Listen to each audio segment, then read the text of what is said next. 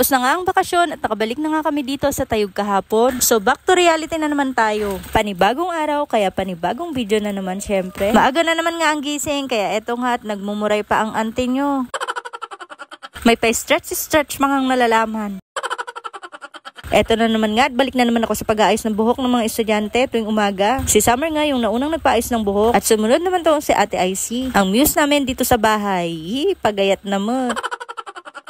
Eto naman si Chloe, ang pinakamahirap gisingin tuwing umaga. Kahit pinalo-palo mo na yung puwet ay tulog pa din.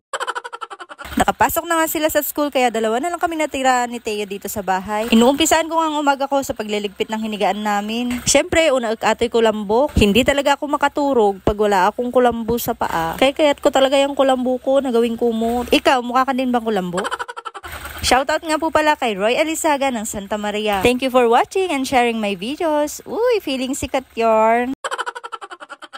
So, eto na nga tinayos ko na yung buhok ko dahil nagre-ready na naman ako dahil agdalusak tibalay mi. Manungal daw din kaming wala dito kaya napuno na ng tapok yung aming sahig. Nagrigatag panunot ti content kainal daw kaya ito na lang munang paglilinis ko ng bahay ang i-content ko ngayon. Madalas nga tinatamad na akong gumawa ng video. Pero meron pa din kasing mga taong nagsasabi sa akin na ituloy-tuloy ko lang daw yung paggawa ko ng video. Sabi nga nila basta may isang naniniwala sa'yo ay sige, i-push mo lang yan. Kaya eto at pinupush ko nga talaga. Wala man ako mapala dito ay at least meron kayong babalik ang alaala ko pag na-dead sa ko. Joke lang, knock on wood.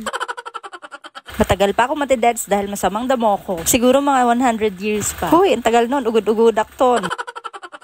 So, ayun na nga, nakapagkape na nga ako at nakapag-almusal pagkatapos ko magwalis. At after ko nga mag-breakfast ay magtitana ng umaga kaya nagsaing na ako ng aming tanghalian. Kung mapapansin nyo nga ay nandito nga ako sa labas ng bahay namin naghuhugas ng bigas. Mga 7:30 kasi ng umaga ay wala ng tubig sa loob ng bahay namin. Dito na lang sa labas. Tanghali na nga ay hindi pa nakapaghugas ng pinggan dahil wala kang tubig dito sa lababo. Shoutout sa Prime Water. Kung kahit anong reklamo mo, wala namang aksyon. Masasanay ka na lang talaga. So, ayun na nga tanghali na at maya-maya nga ay magdaratingan yung mga estudyante kaya kailangan na natin magluto. For today's menu nga ay magluluto ako ng Bicol Express. Wow! Lagi nga akong pinagluluto ng meal ko ng ganito dahil nga siguro ay masarap ako magluto. Syempre na imasak talaga agluto. Magreklamo, pangit.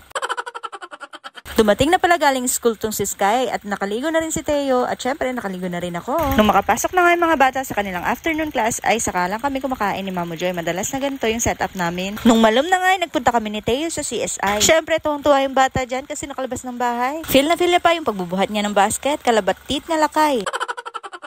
Bumili lang naman kami ng pwede niyang meriendahin dito sa bahay dahil malayo nga ang tindahan dito sa amin. Ay, malapit lang pala pero mahirap kasing tumawid. Napakadaming sasakyan. Napaka-cute nga ni Teo dyan dahil siya pa yung naglagay ng mga pinamili namin doon sa counter. Masipag yarn. Sana hanggang paglaki masipag. Binilhan ko nga din pala siya ng fries dahil nung pagdating namin dito sa CSI ay nakita niya agad itong french fries. Kaya sabi ko ay bibilhan ko na lang siya pag uwi. Walking distance nga lang itong CSI sa bahay namin kaya naglakad na lang kami pa uwi. So ayun lang. Salamat sa pagbuya-buya niyo sa amin.